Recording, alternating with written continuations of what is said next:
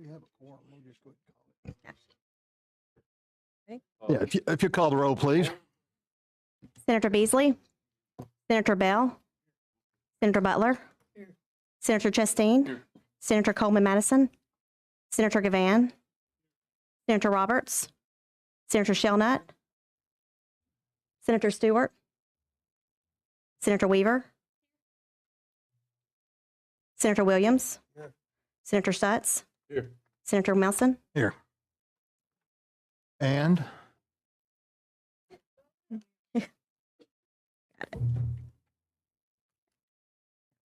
we have 9 present. We have a quorum. If you'll call the first bill. SB 105 by Senator Coleman Madison. Thank you, Mr. Chairman. This is a fish consumption to provide an advisory. Basically, all it does is requesting that in areas where people fish along and there might be contamination or a possibility of fishing there and catching fish that might have contaminants in it, that there is a warning or posting to let people know.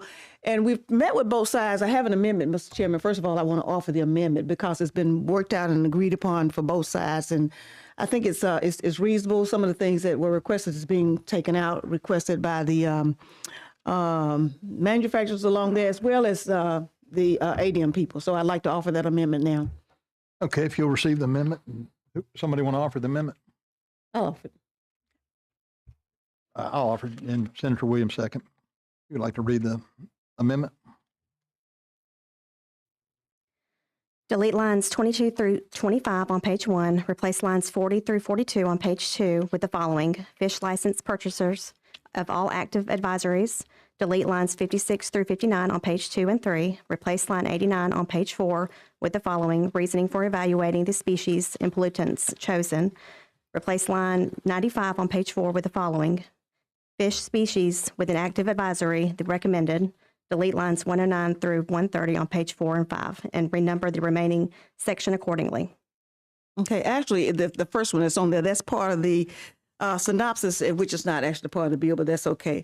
The rest of it is it's basically trying to bring this in a consistent type of format, because sometimes pollutants change. You can't put everything, post everything. And so this brings it down to that they don't have to change all the signs just in case something changed. What we have talked about, and I'm hoping that we can do this without any legislation. Right now, I think on some fishing license, they have what they call a barcode or whatever. What is it? You know what I'm talking about, where you scan it in, and everything. This one shows about resources, but the agreement was is that we work with both sides to put a barcode on there in case contaminants change. Therefore, this is real time and updated. But both sides have agreed upon this, and we think it's a good bill at this point in time now. Any questions from Senator Williams? Is ADM here? I'd like to hear from them. That's the only one I haven't talked to. Is anybody from ADM here? Come on up That's what we met with too. and just state your name if you will.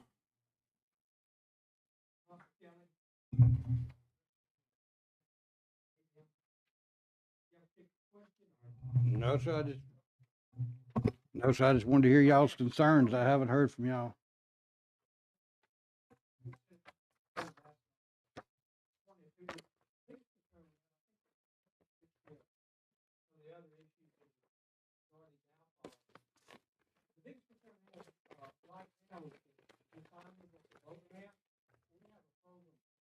We have a program in place.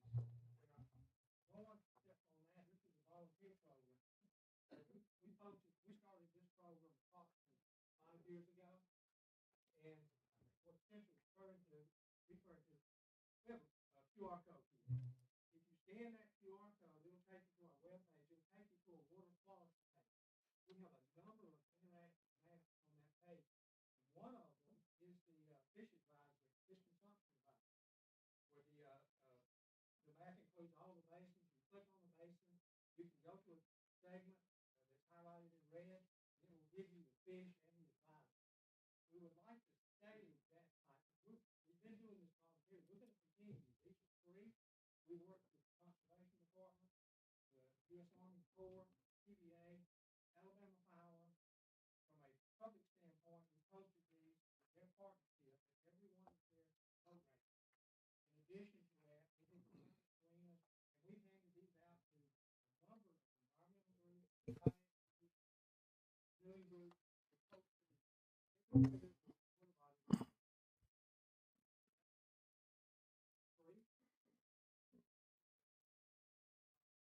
Private property, if you have permission, along with public. Only problem that I have is on the signage, it required a couple of things that weren't on here. We'd rather stick with this sign because in the advisory channel, we can change our picture. And QR code is always up to date. Otherwise, the things in the bill, we're basically already approved. So with that was one of our things. Fish standpoint, we do the monitoring, we do the analyzing of the fish, we turn that data over to the health department, to the fish advisory. We took the advisory on our own, and they back. We'll continue to do it. We don't have any problem with that. That was all volunteer on our part. I think it is important for our anglers and the boaters and those who are consuming the fish, but we would like to stick with what we have. We can work that out. Can we, I believe Senator Weaver, you have a can we do it? I do. And I guess just help me understand. I represent a district that has miles and miles and miles of the Cahaba River. So my question was going to be, I have seen those signs and I've actually looked at the QR code to see those fish advisories. So I guess my question to you is, why do we need this in addition to what we currently have? Or what is it bringing to the table that's different than what we currently have in place? As he mentioned, those outpost areas where you have like manufacturing, and a lot of people just go into places and fish. And so since, the signs are available and the QR code will be put on there that you can update, because oftentimes in manufacturing, pollutants and things will change depending upon, type of chemicals that they're using. And so now with updating or putting the QR code and putting it on there, their concern was, as far as the manufacturing with the outposts, they said, well, we do try to put up signs. The problem is that there are a lot of signs as far as where water or things are discharged into the water. And people go into those paths or areas. So, since there's so many of them, by the time you maybe put up 300 and then you say, okay, well, something has changed now, we are still in the process of putting those up and we haven't gotten them all. But this would allow them to be able to update and have real-time information on it. And this has been an agreed upon thing with them as well. Okay, so tell me who them is. But I guess it would be the manufacturing kind of people who represent that side of it, because they are along non-point pollution and things like that, where you would have a factory along a lot of these areas. So I guess my question is, what does that do in addition to what they're already doing with their QR code? I don't know if they actually go into this. Is kind of a private kind of property situation, so you might want to be able to address how you all work with them. One was about the fish consumption advisory signage that, what I'll tell you is, we have one, we'd rather not redo it. It was a little bit different from what we already have. We'd like to stick with it. The other part was a requirement to post signage for industry or permittees to post signage at their outfall. Mm-hmm. That included a lot of information about the permit, et cetera, and the contaminant. Some of that problem with that signage is that some of those discharges, the sign may be as large as the side of the wall. Plus, most of the public's not going to understand any of that language. Now, I will tell you, we have an electronic file system. All our files are available electronically. All that information is available to the public. It's at their fingertips. One of the things that we have done also on this water quality page is not just the fish advisory. We have an SSO map. We have an outfalls map that contains municipalities currently. So we can add industry. You can go to that map, see where the outfalls are, and again, go into our electronic database, our filing system, and pull all the information you want. If you posted those took care of the outfall. The thing is, if you listed all that But Senator, right. And I don't mean to be disrespectful, but I don't think the people that I see at the boat ramp are going to check the QRS, the situation either. But yeah, Senator Studs. Yeah, thank you, Mr. Chairman. Yeah, the question I had, it is related kind of to what Senator Weaver was talking about. It sounds like pretty much you're already doing what this is going to do, but oddly, we don't seem to be on the same page on this. I thought marking the discharge points was probably one of the better parts of the bill, that if a municipal sewer system is emptying their discharge underwater right here, that's probably not a place I want to go swimming. I want to give it a little time to be diluted out into the rest of the body of water. And so having those discharge points, whether you understand all the chemical names or not on the sign, I thought Yeah. the Let me thing give you you're an amending out of the bill, I thought was actually one of the best parts of the bill, of letting people know where it's being discharged into the water. Well, let me give you an example. I'm of course, from Jefferson County. We have an area called Village Creek along, which is a filtration plant that's along there where they're discharging. Of course, the county got dinged years ago for when that was not enough raw sewage that they could process, it would be discharged into the creek. And there are neighborhoods that live along there. And you see kids along there, along Bayview Lake, a little bit further down, they be fishing. And they did not know. So, you find a lot of things that's happening. Now you don't see anybody that's fishing along there because they know. But again, it is basically a notification. It's kind of like putting up a sign in a swimming pool, no lifeguard available. You swim at your own risk. But in this case, what we want to do basically is to make people aware so that you can check and you can be aware of it. We don't want a situation out there where somebody contracts something and then there was no notice, there was nothing there. Yeah, but that's my question. Why do you amend out notifying people where that creek you're just talking about? If people had known that, if you had known there was a sign there that said this is a discharge point, you might not have been fishing there. Because we're gonna be working with ADM on this and trying to be consistent, first of all, in using the signs they have. And if you got that QR sign there, then I know you said that a lot of people won't check it, but it is there for a reason. That folks who into technology, they'll do it. I'm not going to belabor the point. I just thought marking the discharge point was a good idea. Yeah, but we couldn't put all the chemicals on there, and they made a very good point about you never can keep up with everything that's out there. So we're not trying to duplicate or reinvent the wheel. They do have a very good system. So if we can incorporate that and include into these discharge areas, that's the intent.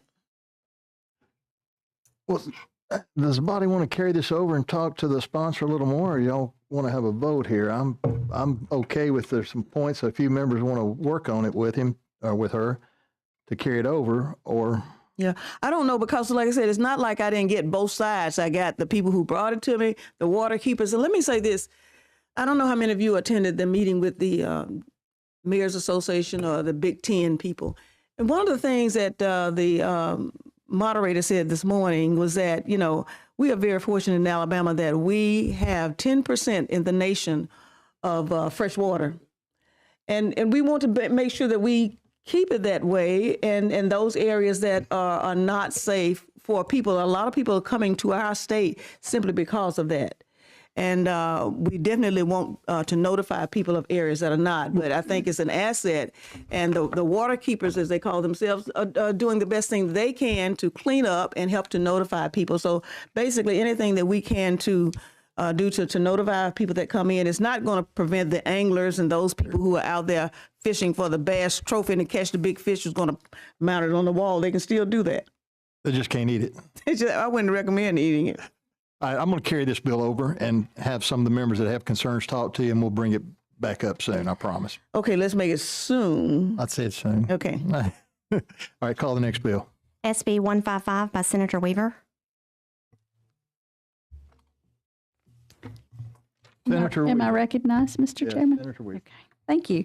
Senate Bill 155, we have a shortage of physicians in Alabama, and this obviously has a negative impact on patients and the overall health of our state. And we've been looking at job packages, and I believe we also need to think about how we can attract more doctors to Alabama. It takes a long time to educate and train a doctor, as many of you know around this table. And I think if we want more doctors to practice in Alabama, we need to make our state more welcoming to them, and that we need to cut some unnecessary red tape and bureaucratic barriers.